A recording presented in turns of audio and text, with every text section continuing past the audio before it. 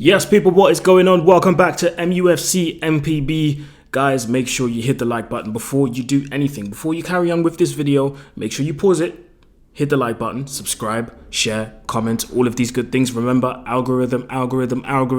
We're trying to get this channel, we're trying to help this channel massively by doing these things.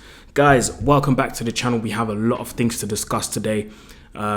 It's a cloudy Thursday afternoon here in Manchester. Not a lot going on right now, but you know, we always have time to talk about Manchester United. So make sure you stay locked in.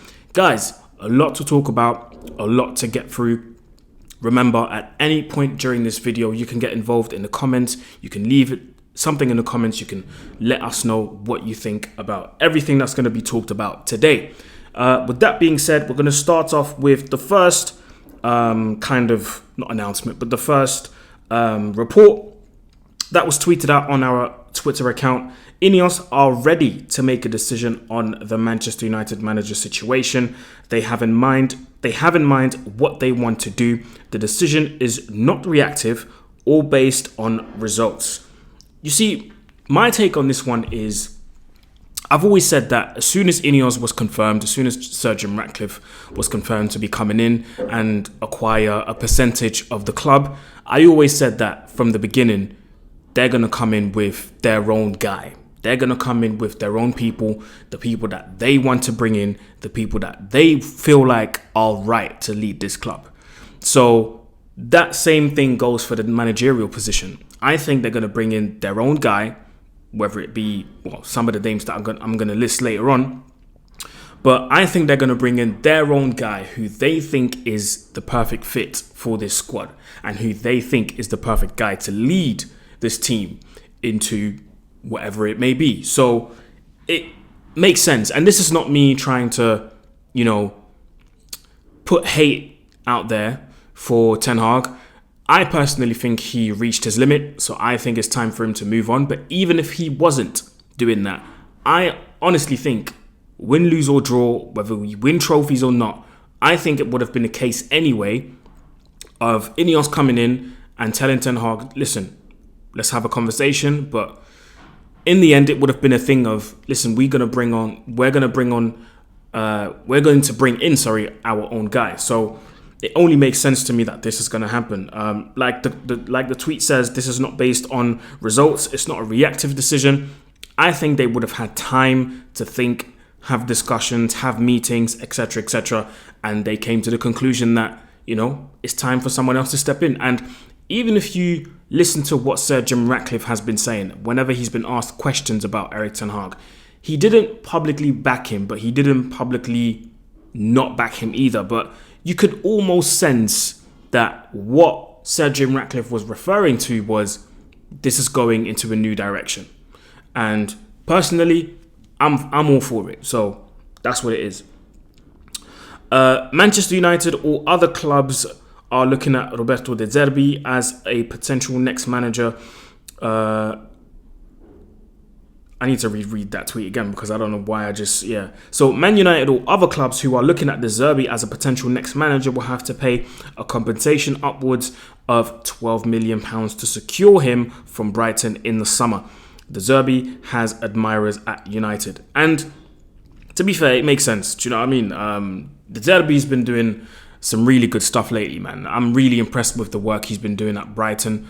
To be more specific, I really respect the work he's doing. I really admire what he's done. I think for the first time in their history, they've qualified for European football. And for someone to come in and do that, was it within their first season or something like that?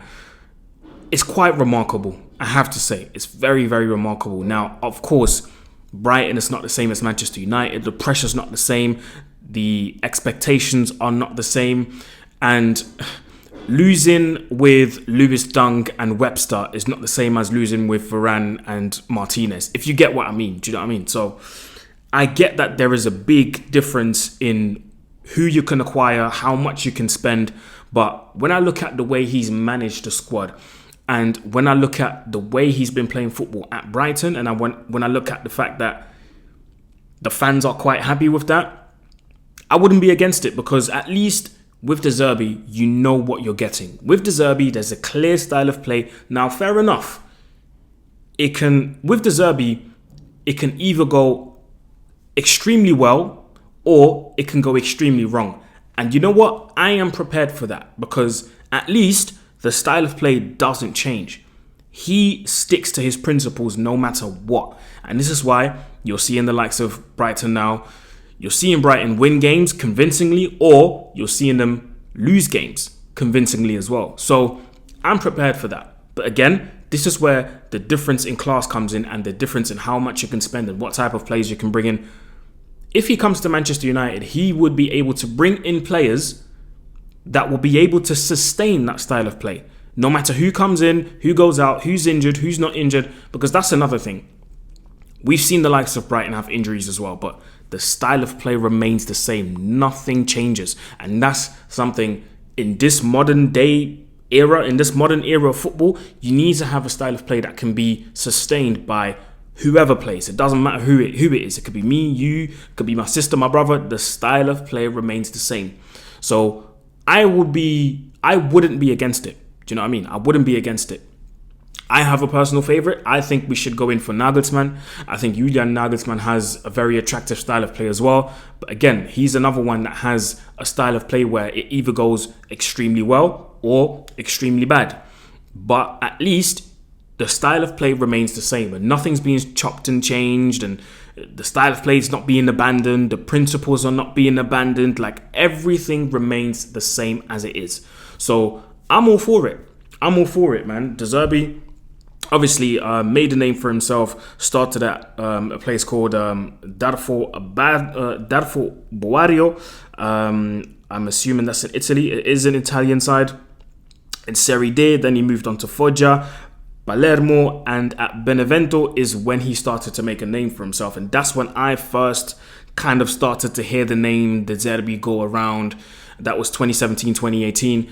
That's when I was like, let me check out some games and see what they're doing. But I wasn't quite convinced. It was when he moved to Sassuolo. That's when I was like, hold on a minute. This guy has something different.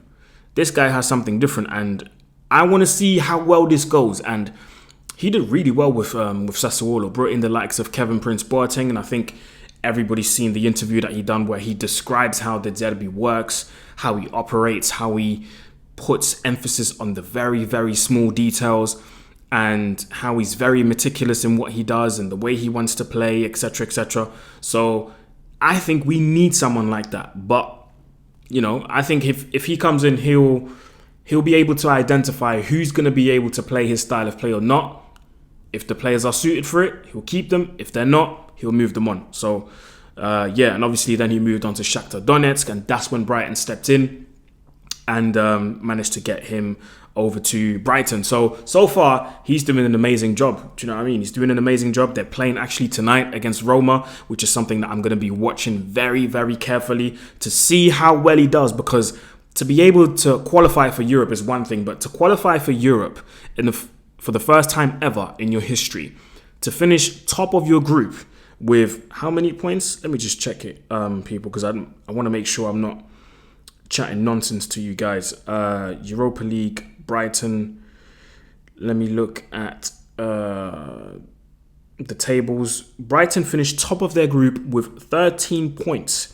That's 6 games played, 4 wins, 1 draw, and 1 loss.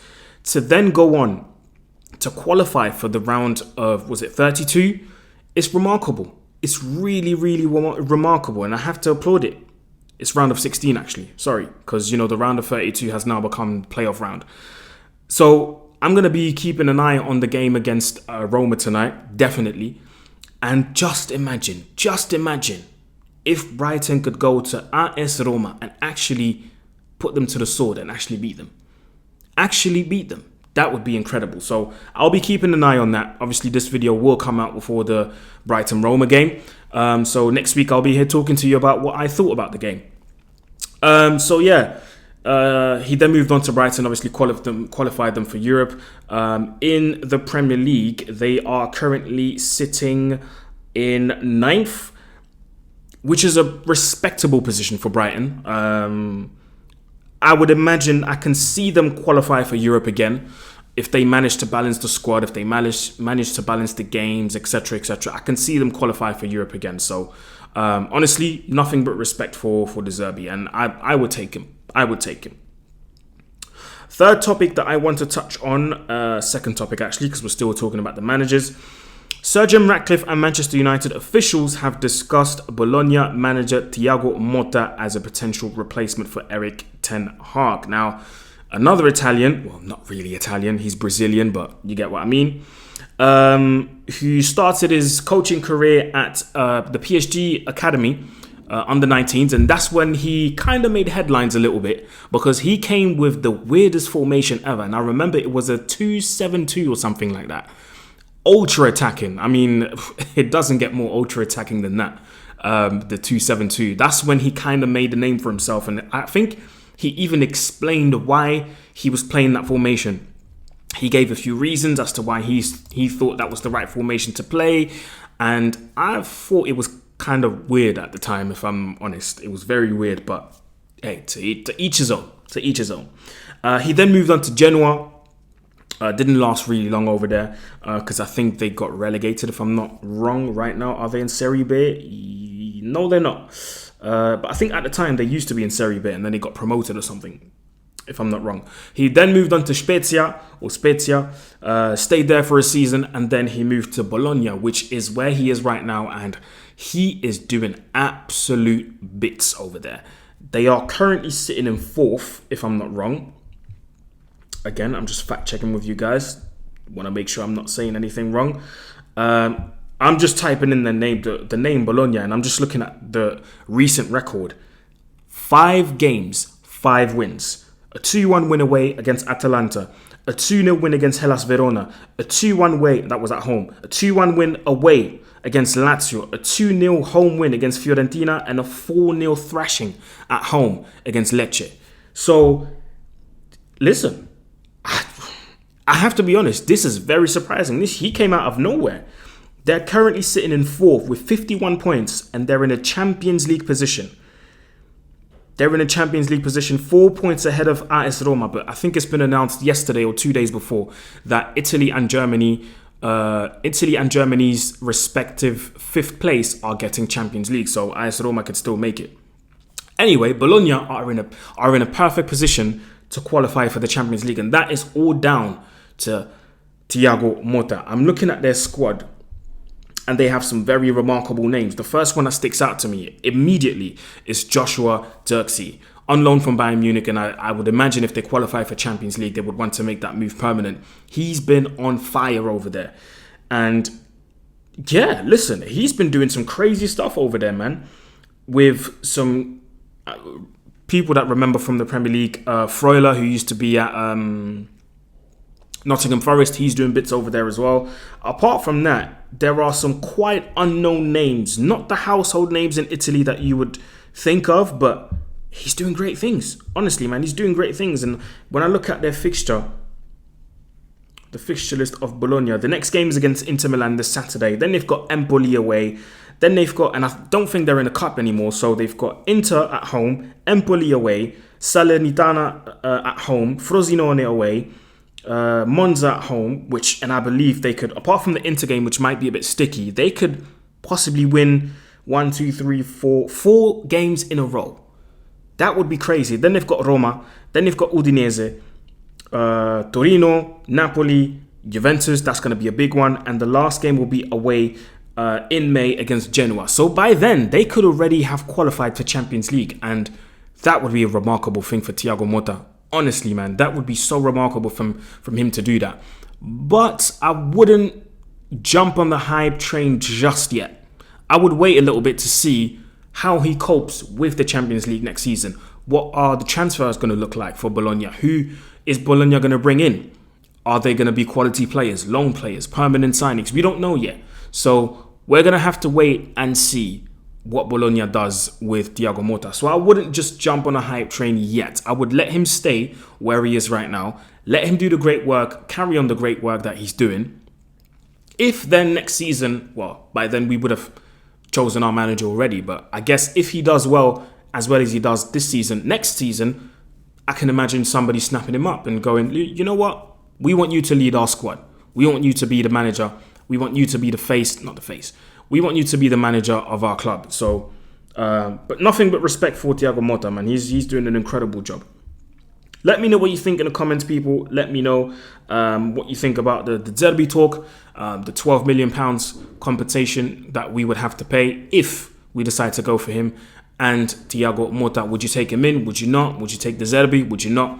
Let me know in the comments below. To finish off, I want to talk about the Ole Gunnar Solskjaer interview, which I thought was a very heartfelt interview, a very nice interview. It was very good to see him after obviously the abrupt departure. Listen, I'll be the first one to say I gave him a lot of stick because I thought at the time, and I still think my point was valid, he was a good manager in terms of motivating the players, putting a smile back on the players' faces, but there was a lack of duality in the way he was coaching.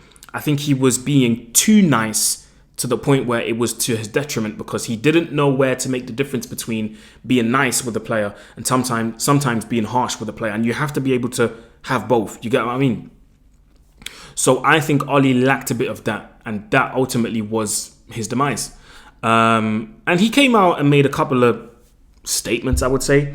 Made a couple of statements, talked about the Ronaldo signing, talked about a lot of things. I'm just trying to get these statements up. Make sure I'm not saying no nonsense.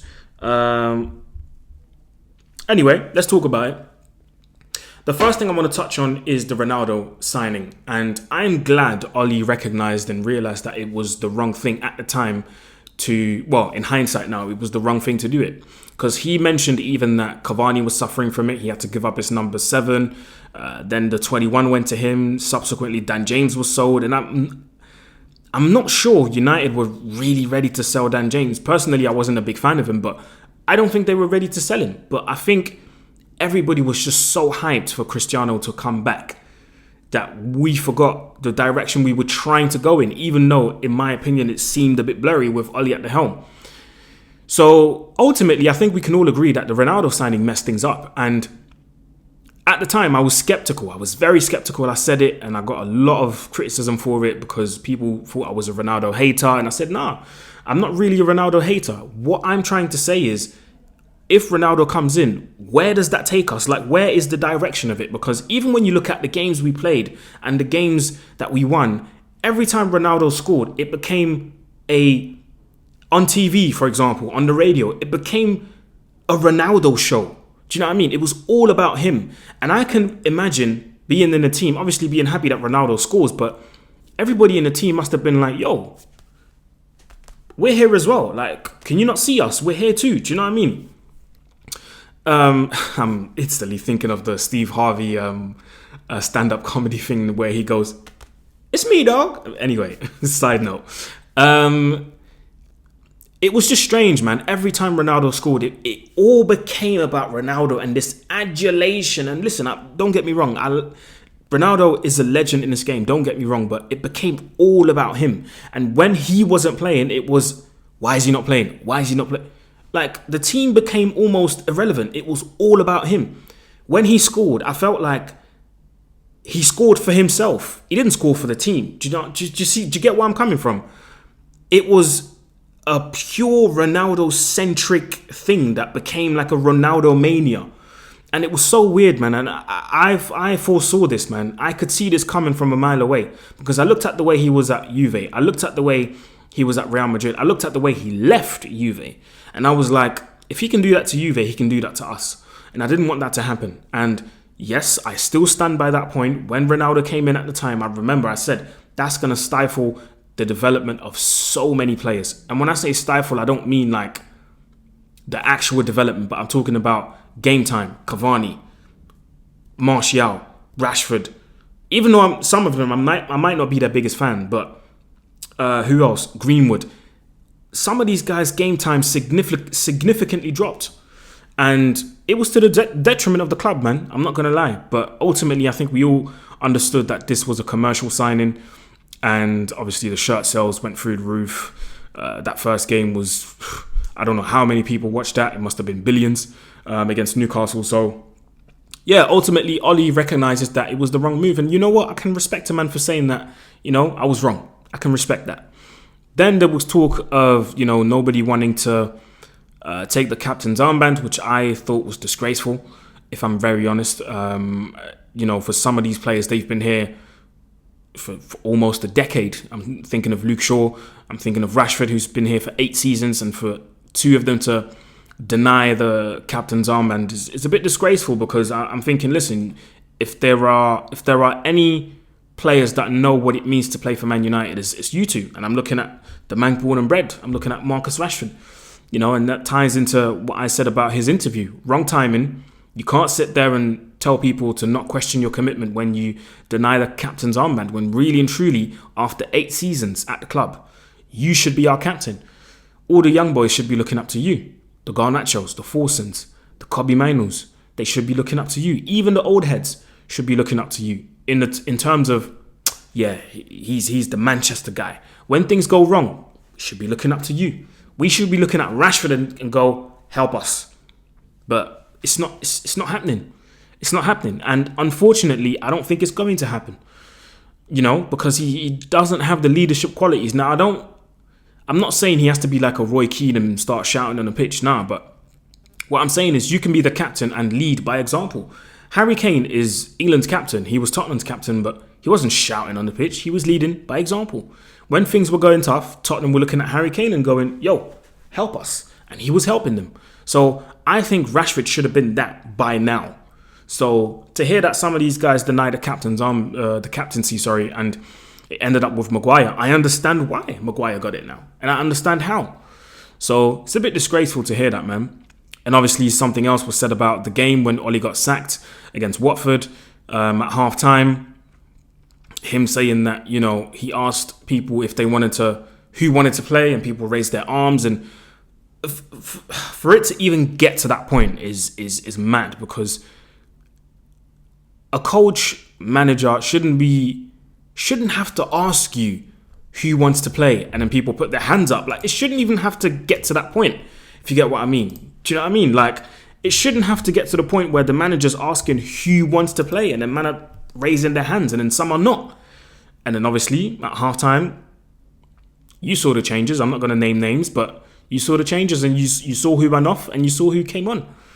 So it's very sad, man. It's very sad, I'm not going to lie, to be seeing and hearing these things. It kind of makes me, even though I still think Ollie didn't deliver, like, we should have won that Europa League final. We should have won. I still stand by it till this day. We should have won that final. Even though we lost that final, I kind of sympathise with Ollie, man. Because, again, he's such a nice guy. But, again, that's to his detriment. And I hope that from the experience he took from Manchester United, I hope he takes that into his next adventure and he rectifies those mistakes. Do you see what I mean? And I wish him all the best.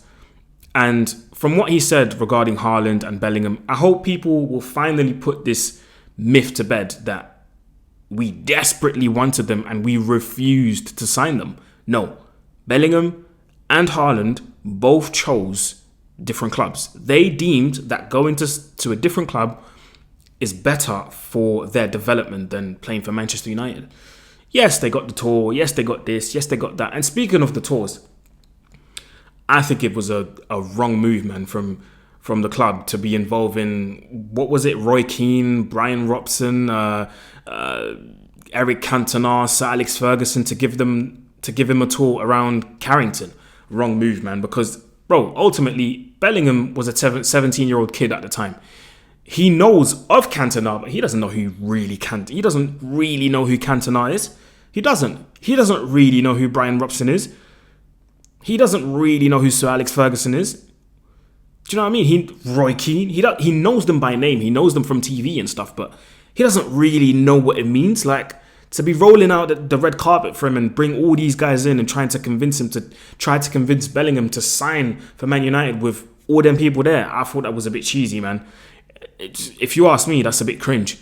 You shouldn't have to roll out the red carpet like that, and you shouldn't have to call all these people to try and convince one man to sign for the club. Shouldn't have to do that. The club alone, the badge alone, and the history alone should be enough to convince a player to sign for Man United. That should be enough. So that's my opinion on it, my opinion on this matter. But anyway, people, let me know in the comments what you think. Let me know what you think of this video. What do you think about the Ole Gunnar Solskjaer interview? What do you think about the De Zerbi appointment possibly, and the Thiago Motta possible appointment? Two candidates for this job. And also my favorite, Nagelsmann. What do you guys think? He's got a contract until the end of the Euros. So after that, he's completely free to join whoever he wants. So let me know what you think, guys. Remember to like, share, subscribe, comment, all of that good stuff. And I will see you next time for another video on MUFC NPB. Peace.